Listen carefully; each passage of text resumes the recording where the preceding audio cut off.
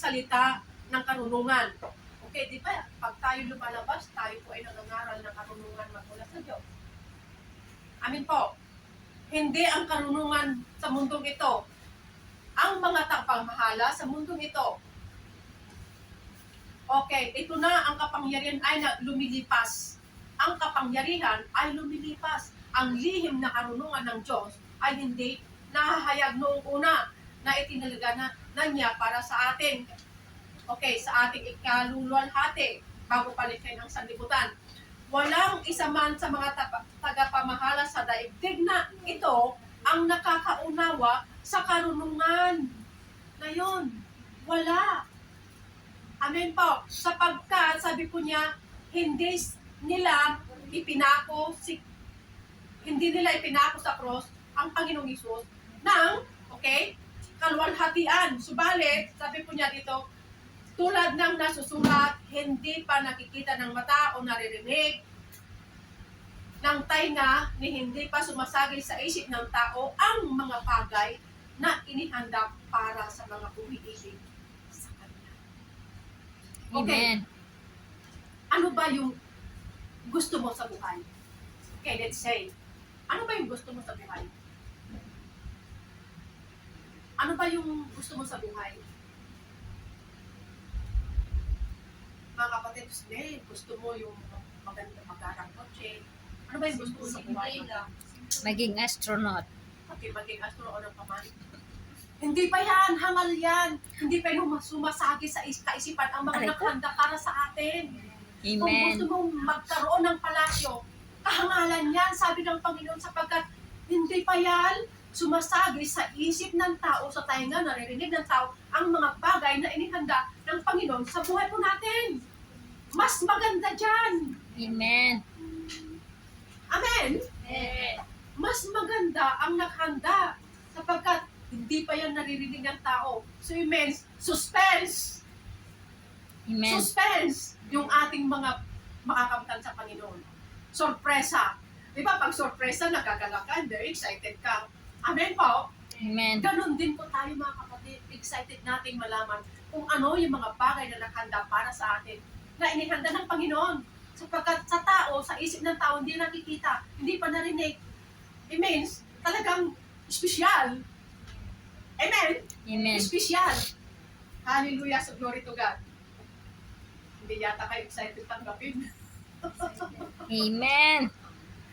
Espesyal na nga hindi yata kayo excited. Excited pa tayo malaman? Amen. Amen. So glory to God. Higit pa. Kung ano yung mga bagay na nandito sa mundo, wala yan. Walang katulad. Amen? Amen. Siguro mga ginto. Amen? Amen.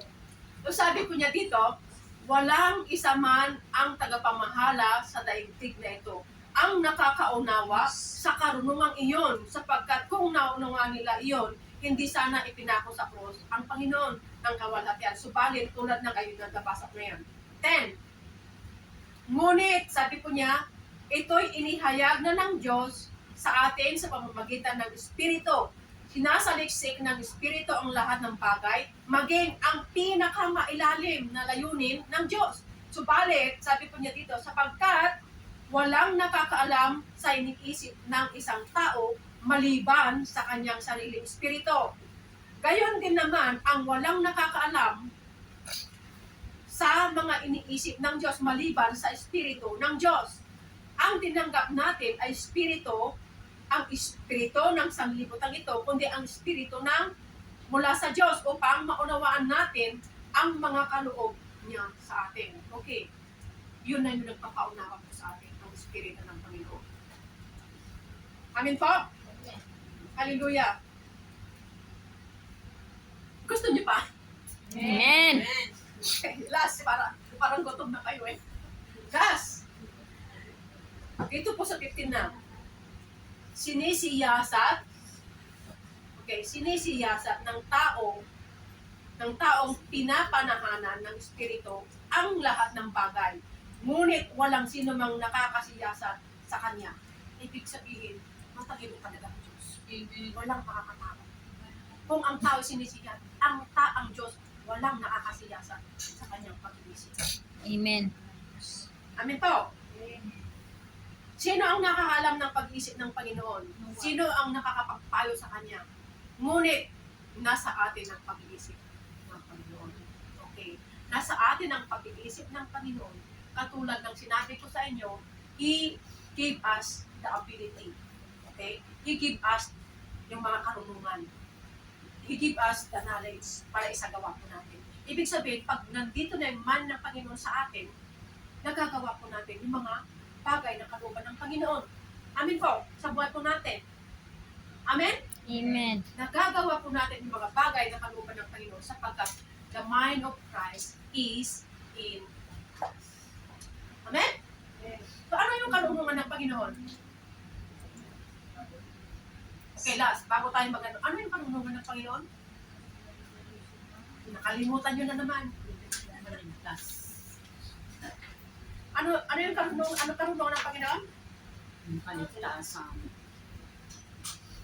Ang karunungan ng Panginoon ay mga kaalaman, okay? Kaalaman at karunungan mula sa katotohanan. Okay? Nakuha nyo? Amen. Ang wisdom ng Panginoon at knowledge niya ay mga kaalaman at karunungan mula sa katotohanan. Okay? Nakuha nyo na? Okay.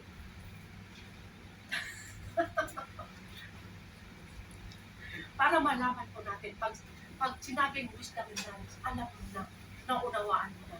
Meron kang kaalaman, meron kang karunungan. Ano yung karunungan na yun? Karunungan na isagawa yung mga bagay patungo sa katotohanan. Amen. Amin po. Okay. Ano yung wisdom?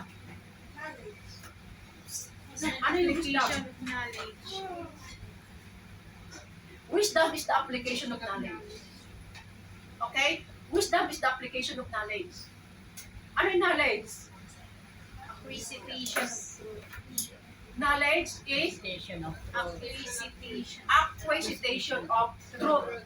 Yung mga na-acquire nating mga katotohanan.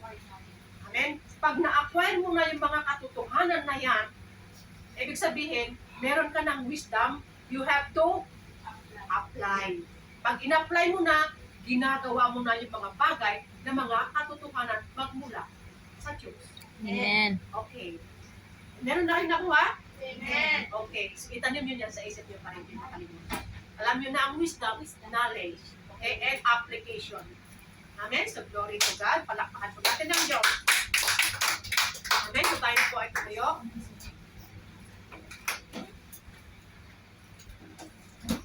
Hallelujah. Glory to God. Kakanta po.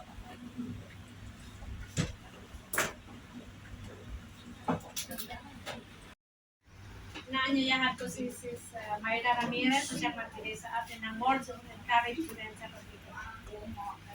Tayo sa pagbibigay. Pakibukas po kayo sa akin sa 2 Corinthians sa lahat ng bagay sa inyong pangangailangan upang may magamit kayo sa pagkakawang gawa. Sabi ng preaching kanina, di ba, about knowledge and wisdom. So, we have now the knowledge of how to apply. So, ano po, para mag-apply, magamit natin yung wisdom, we need to apply it. So, ano pong ginagawa natin? We need to give our tithes. Kasi may pangako naman si Lord na once we follow Him, hindi yung mga, hindi tayo never, kasi di ba, bagay natin Christian, minsan sa ating pagkatrabaho dito, nagpapadala tayo sa pamilya natin sa Pilipinas, never na nawalan yung wallet natin kahit $10, di ba? Sino bang nawalan? Wala, di ba? Ang pamilya ba natin sa Pilipinas nagluto? Di ba? Hindi din. So, ano yung nagpipigil sa atin para hindi natin ibigay yung para kay Lord na si Lord naman yung naging dahilan kung bakit tayo nakapunta dito. So, personally po, uuwi ako sa Webes. And I really praise God na yung simula nung mag-flies talaga ako, I pray to God na uuwi ako, yung makikita ako. And I really praise God in His perfect timing po. Uwi ko sa 27. Yung mismong 28, sabi ko, no Lord, uuwi ako para sa birthday ng tatay ko is July 28. And then, hindi ko po talaga inaasahan na 28 mismo yung turnover ng aking bahay. Yay! So, Congrats! I I really praise God po na talagang kapag sinunod natin yung kagustuhan ni Lord, hindi po niya tayo bibiguin na yung pangangailangan natin, ibigay niya higit pa sa ating inaasahan. Talagang we just need to overcome our faith, with faith. Na si Lord po talaga yung source ng ating lahat po. So, yun lamang po, saglit po tayo yung mukha at manalangin. Kasama namin nasa langit, Lord God, nagpupuri po kami, nagpapasalamat, Panginoon, sa pagkakataon ito. Na once again, ay bibigay na naman po namin ang aming kapwa at kaloob sa inyo, Panginoon. We claim ito, God, na maging mabango sa iyo po ito sa inyong banal na harapan, O God, na hindi lang po yung pangalan po namin ang marirecognize sa bawat isa, O God. At most, O God, na kayo, Panginoon, ang makikita, Panginoon, na kayo po ang kumikilos, Panginoon, sa buhay po, Panginoon namin, O God. Lord God, thank you, Panginoon, sa buhay ng aming mga employer na ginagamit ninyo bilang channel, Panginoon, ng aming blessing, O God. Lord God, patatagayin niyo po sila sa kanilang mga trabaho, Panginoon. Ganyan po, Panginoon, ang pamilya po namin sa Pilipinas. Kung paano niyo po kami, Panginoon, minimit ang pangangailangan namin dito. Ganun din po sa kanila, O God. We claim, O God, na yung aming pagpapagod dito, Panginoon, ay hindi lang po mauwi, Panginoon, sa wala na lang po namin na meron po kayong higit na plano, Panginoon, higit sa aming kagustuhan, O God. Lord God, we claim it, O God, na anumang, Panginoon, na design ng bawat isa, O God, kung kayo, Panginoon, natatakot na magbigay, Panginoon, ng aming tithes kasi naisip po namin na hindi magbubulang po, Panginoon, yung pamilya namin. Lord God, we claim it, O God, na